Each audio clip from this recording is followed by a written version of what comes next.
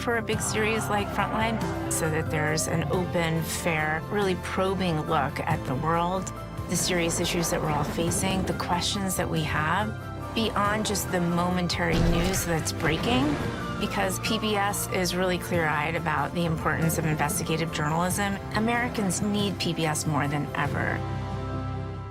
You're watching New England Public Media, WGBY Springfield. Behold the world's foremost all-male comic ballet company, Les Ballets Trocadero di Monte Carlo. Why not men in tutus? The Trocs. We were celebrating ballet as the greatest thing in the world, and it can stand a little parody. We're going to be fun, and people are going to love us, and we're game. Meet the Trocs, acclaimed Ballerina Boys. There is something really empowering about performing in drag. On American Masters. Tune in or stream Ballerina Boys, June 4th on NEPM. Coming up, stories we're connecting you with tonight. An acclaimed local poet shares the passion behind his words.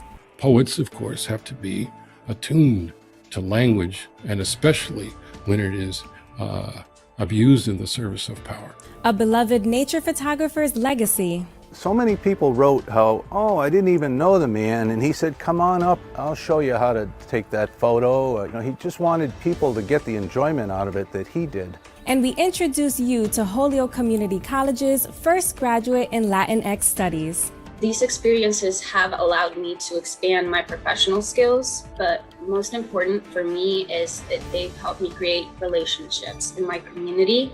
Details on those stories and more up next on Connecting Point. Support for Connecting Point is provided by our contributing viewers.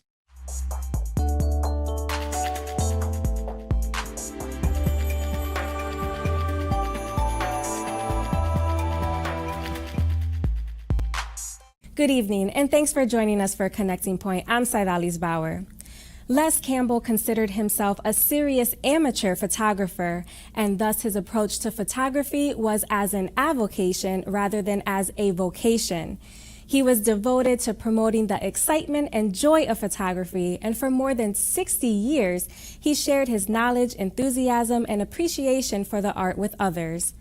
Known for his photos of the Quabbin Reservoir, Campbell passed away last September at the age of 95, and producer Dave Frazier takes a look back on his life and the many people that he touched along the way. My first hobby really was bird watching, and it very soon wanted to photograph birds. And you just don't photograph birds with a snapshot camera. So you really have to get serious about photography, and so I did. Les Campbell is considered by many to be Western Mass's most well-known photographer. Over the course of his 80-year career, he was an innovator, an entrepreneur, an inventor, lecturer, teacher, as well as a master of his craft. Of course, I wasn't born when his career started, but by 1958, he won an award from the Photographic Society of America as the top exhibiting nature photographer in the world. He was somebody that was very quiet and unassuming. I learned that he lived right here on the Quabbin, and I was incredibly jealous because he had opportunities to get the light however he wanted it, because he was here just about 24/7. As a teenager, Les worked in the water quality lab at the Quabbin Reservoir, and it was there that he developed an appreciation and love for the Quabbin region. The reservoir changed life forever for the Swift River Valley when it was built in the 1930s, and Les wanted to share that story with others through his photography. He spent 44 years working there. He had the key to all the gates and the back roads and the key to the boat because he took water samples. So he got to see the beauty of it. And he knew the story of it. He had relatives that lived in the valley. I mean, it was a traumatic thing. So he not only wanted to make sure people could enjoy the beauty and the solitude of the Quabbin, but he also wanted people to remember the sacrifice of the people that gave up their homes in the valley. Les traveled often to share his work. He pioneered multi-image slideshows with music and shared them on a wide screen. I was his unwilling roadie at the time. I was tucked into the back seat of the Chevy Caprice station wagon, I think. Some nights we had 12 projectors to set up and a 48-foot screen, audio gear, a lot of cables. When Les retired from his work at the Quabbin, he purchased a parcel of land across from the reservoir's main gate, built a studio so he could show his work, and called his home Sky Meadow. This was his home since about '91. He always adored this place. And he loves to have people see it, camera clubs, astronomy clubs. Everyone's welcome. And of course, he's got the beautiful gallery here now, too. Les's love for the Quabbin throughout his life motivated him to establish a visitor center and a support organization called the Friends of Quabbin. Les and his second wife, Terry, filled that visitor center with photographs and information to help share the story of Quabbin with people who stopped in. People were mostly from Boston. That was their water, but they knew nothing about how that water was generated. And that's what Les wanted to educate them about. Currently, there is an effort being put forth to name the visitor center after Les and Terry. We just had to have something that would be forever, and we wanted to let people know who enter the visitor center and learn about the Quabbin and learn about what happened to the 4 towns that are gone forever, that there was a man named Les Campbell and his wife Terry Campbell, and it was because of them that this visitor center is here. Over the years, Les's work has been in many major magazines, including National Geographic. He has received numerous awards and citations from prestigious organizations, governors, senators, and more. But his passion for the last 40 years, and what he may be remembered most for, is his love of teaching other people his skills. It seems like I got hundreds of cards or calls after he passed away, and they all used similar adjectives to describe him, like kind, gentle, compassionate, giving, generous, so helpful. So many people wrote how, oh, I didn't even know the man, and he said, come on up, I'll show you how to take that photo. You know, he just wanted people to get the enjoyment out of it that he did.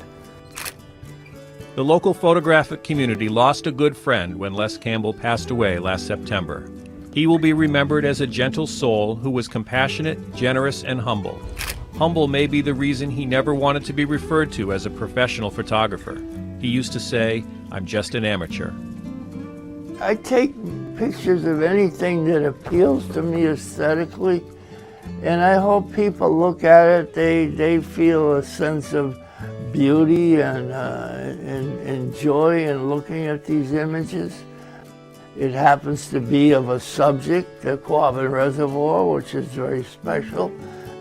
I just want people to come here and enjoy them. They don't have to buy them, but just come and look, and if they get pleasure from them, that's a reward to me.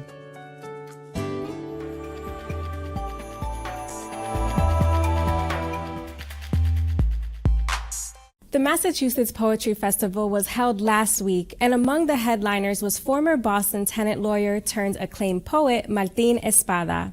A resident of Western Mass and a professor at UMass Amherst, Espada has published more than 20 books as a poet, editor, essayist, and translator.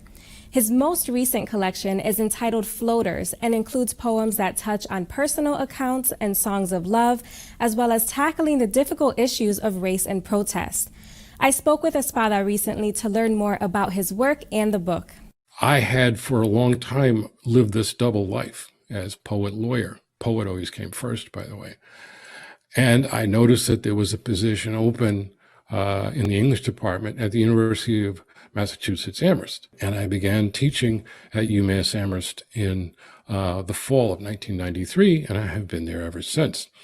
Now, does my life as a legal services lawyer influence my work as a poet? Absolutely. The common denominator is advocacy. Advocacy, speaking on behalf of others who do not have the opportunity to speak for themselves. I did that as a lawyer in Chelsea District Court with my clients who came from Puerto Rico or the Dominican Republic or El Salvador or Guatemala. And I do it as a poet, and I'm doing it with this new book called Floaters. You have published more than 20 books as a poet, editor, essayist, translator, and just as you mentioned, your current publication is titled Floaters. What is the meaning behind the title? The title comes from a term used by certain members of the Border Patrol to describe those who drown crossing over the border. In particular, the title poem deals with a Salvadoran father and daughter, migrants, who came to be known as Oscar and Valeria. They drowned in June of 2019, crossing the Rio Grande, and a photograph of their bodies went viral. One thing led to another, sparked outrage, sparked grief, but it also sparked trutherism. And there was a post, an anonymous post, on the page of the I'm 1015 Border Patrol Facebook group alleging that the photograph was a fake. Trutherism. And so some poems begin as an argument. This poem began as an argument, both with that Facebook post alleging that this photograph was a fake, and as an argument with the slur, the word floaters. Poets, of course, have to be attuned to language, and especially when it is abused in the service of power.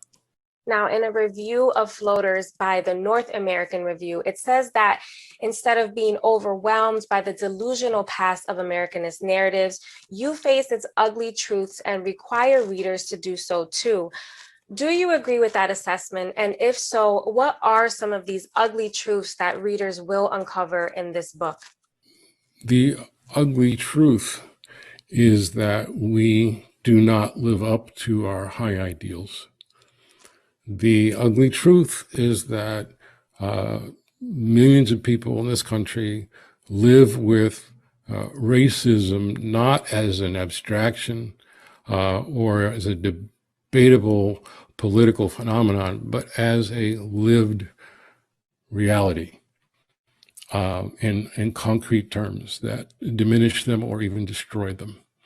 And so we see this in poem after poem, but it's important to point out too that it's not merely a catalog of victimization, and that I do whatever I can as a poet to chronicle resistance as well.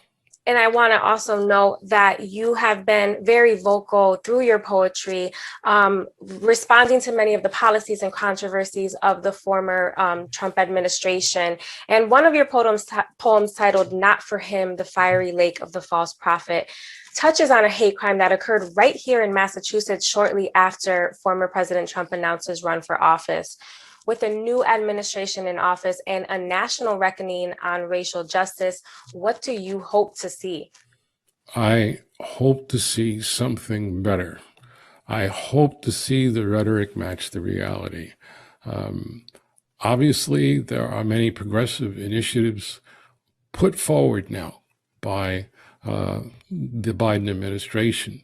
It's certainly a big step forward from the monstrosity that preceded it, the Trump administration. And yes, Donald Trump, even in the speech where he announced his candidacy, called Mexican migrants criminals and rapists.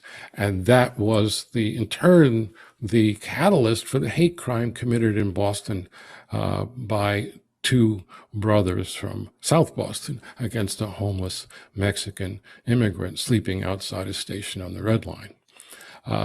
As far as the present day is concerned, the one area where I think we are still seeing a glaring contradiction is in terms of our treatment of migrants at the southern border. There is a continuation of Trump policies rather than a contradiction of Trump policies in certain areas, particularly the failure to lift the prohibitions of Title 42, the public health emergency measure, which is effectively shutting down migration at the southern border, but especially application for asylum. And asylum, of course, is a human right. You describe your collection as reflecting on the present in the light of the past. In doing so, do you see hope for the future, or do you take more of a pessimistic outlook on looking ahead? Do I see hope for the future? Consider the alternative. I don't think we can give in to despair. I think we have to look in the collective mirror and ask ourselves one fundamental question. Who are we? Who are we as a nation? Who are we as a community? Who are we as individuals? And can we find it in ourselves to exercise that empathy, which goes hand in hand with democracy when it is truly democracy? Every Friday night, Connecting Point explores the creativity, culture, and community that make us Western New England. But it doesn't stop there. You can find us online anytime for exclusive features and content. In our digital exclusive this week, we feature an extended interview with acclaimed local poet Martín Espada. One of his greatest influences has been his father, the late Frank Espada, who was a civil rights activist, community organizer, and documentary photographer. In this digital exclusive, Martín discusses his father's influence and what he learns from him. There was no distinction between art and politics. That art and politics indeed could be one. My father never made that distinction. Right? He was an activist, he was an artist, they were inseparable. And so I watched him every day, and I internalized that. I grew up with an ethos of resistance all around me. And that resistance is itself a form of hope. Don't miss this digital exclusive available online right now at nepm.org/connecting point. Inside the Leader League Graduate Research Center on the campus of the University of Massachusetts at Amherst, you'd expect to find research laboratories, conference rooms, classes, and offices, all supporting the many departments within the College of Natural Sciences. But what you might not expect to find is a glass-blowing studio. As producer Dave Frazier explains, this glass studio plays an integral part of the research work being done on campus. Here I'm a scientific glassblower. And what that means is I create things like you see on late night TV, the mad scientists and all the little things going up and down. Well, those scientists need certain things made. Some things you can buy out of a catalog, some things have never been made before. So that's what I'm here for, is to create those things for them and also to repair things that they have broken. As scientific glassblower, we're working with specific types of glasses and making specific things, and to get it really precise. So I usually tell people, you know, plus minus 5 millimeters. I don't design it, they design it pretty much. I might have some influence on their design, but it's their design. We have different sizes of flames and different sizes of torches depending on what we're working on. We also have glass-blowing lathes that are similar to a wood lathe or a metal lathe that rotate the glass for us. We have grinding wheels, we have cut-off saws, so we can drill holes in glass, all different kinds of things that we can do with glass here. So you think of glass as a very stiff, hard substance, but it can also be flexible. We have this coil here, which you can see, it's pretty flexible to show that how glass is flexible. Now we would use that maybe in something like this. This is a certain type of condenser. This coil inside of here will actually flex just slightly inside of this. So we have some independent studies this semester that are coming in. We have an art student coming in and also a science student coming in. So right now I'm working on making a glass to metal seal. Glass and metal are different materials. They have different properties, but by heating them up and fusing them together, you can create airtight and watertight seals between the two materials.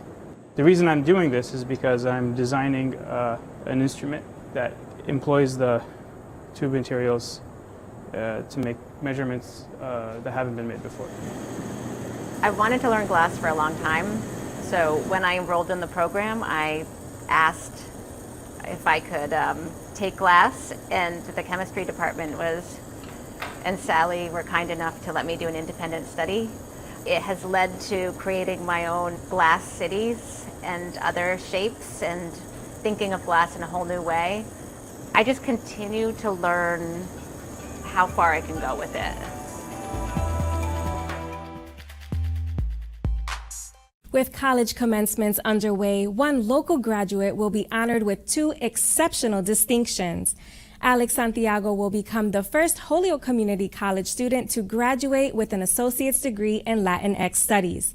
And Santiago also has been recognized by the Massachusetts Department of Higher Education as one of the 29 who shine, an award given to one student from each of the 29 public colleges and universities in the state based on their academic achievement, leadership, and community service.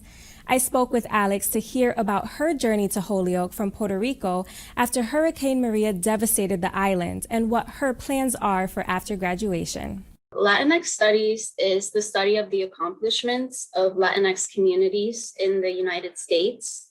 And I pursued this degree because Holyoke Community College offers an interdisciplinary curriculum that provides a critical understanding of Latinx and Caribbean cultures, literature, and politics. And so I've been able to relate it to my experience of being displaced from Puerto Rico by a hurricane. It's also a fun major because it incorporates civic engagement, theater, music, and poetry, etc. And I understand that this wasn't your first major that you chose when you first entered college.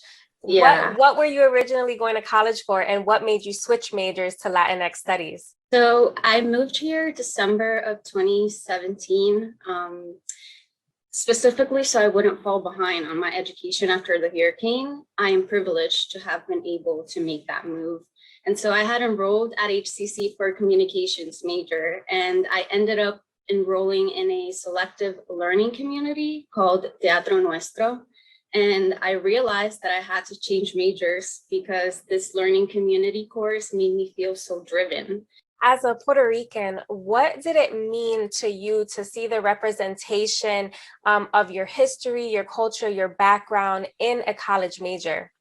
It is very empowering to learn more about my culture and other Latinx and Caribbean cultures. One of my favorite experiences as a Latinx Studies major has been my humanities internship, which is a graduation requirement for that major. And so this semester for my internship, I researched archives from the Carlos Vega collection of Latino history in Holyoke, which can be found at the 𝗺ص Museum. And so I curated 2 PowerPoint presentations in Spanish and English, while also curating a trivia game about the collection in both languages. And I learned about a lot of different facets from the social, political, and cultural Latinx history of Holyoke. Now, when Hurricane Maria hit Puerto Rico in 2017, many Puerto Ricans were forced to flee the island after the devastation. In a report released by the Gaston Institute for Latino Community Development and Public Policy, Massachusetts was the 3rd most common state for Puerto Ricans to migrate to after the hurricane. You and your family were among thousands who had to move to the U.S. after the hurricane. Tell me a little bit about your journey and what brought you here. The winter weather was definitely really hard to get used to. Being away from home was also very hard. But as you said, there are a lot of Puerto Ricans in Holyoke specifically. It reminds me of Puerto Rico because almost, I think, 45% of the population here is Puerto Rican. And so I'm always hearing the language Spanish in conversations and music. And so but I think the biggest pro about migrating here has been finding a major that I'm truly passionate about. Now, in addition to becoming the first Latinx Studies graduate at Holyoke Community College, you are also being recognized by the Massachusetts Department of Higher Education as one of the 29 who shine. How does one achieve this recognition, and how did it feel to receive it? The award, it recognizes 29 student graduates from public higher education in Massachusetts, and they are nominated by a faculty or staff member. And for me, being one of this year's honorees is an uplifting experience because as an honor student and vice president or co-president of the Latinx Empowerment Association at HCC, I had many civic engagement opportunities in my classes, in the college, and the greater Holyoke community. And these experiences have allowed me to expand my professional skills, but most important for me is they've helped me create relationships in my community. And the nomination from my professors is a reflection of the importance of empowering our surrounding communities. Now, you, as you said, you're the vice president of the student-led Latinx Empowerment Association at Holyoke Community College, which has really made you become actively involved in the community. Why does community activism interest you so much? And talk to me about some of those initiatives that you mentioned.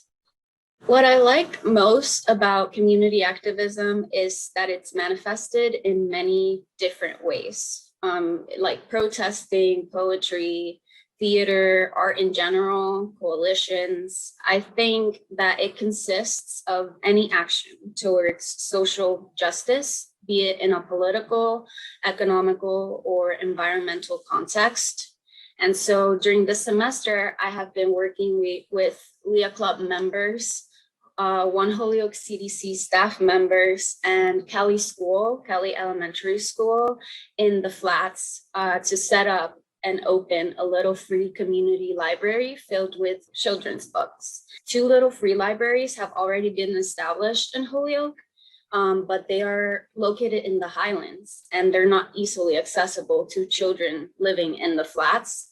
And my club and I believe in the power of literacy, especially at a young age, and so we are promoting this cause. That does it for Connecting Point for May 21st, 2021. Remember, you can always find the stories that you saw tonight, as well as exclusive features, digital-only content, and more online anytime at nepm.org/connectingpoint. And please join us again next Friday night at 6, right here on New England Public Media for more stories of the creativity, culture, and community that make us Western New England. I'm 𝗤𝗏𝗍𝗆 𝗏𝗏𝗆. Thanks for watching and have a great evening. Support for Connecting Point is provided by our contributing viewers. A white mob destroyed part of this city, which was the Black community. Tulsa and the state of Oklahoma have never made amends for that until they obtain justice for the descendants.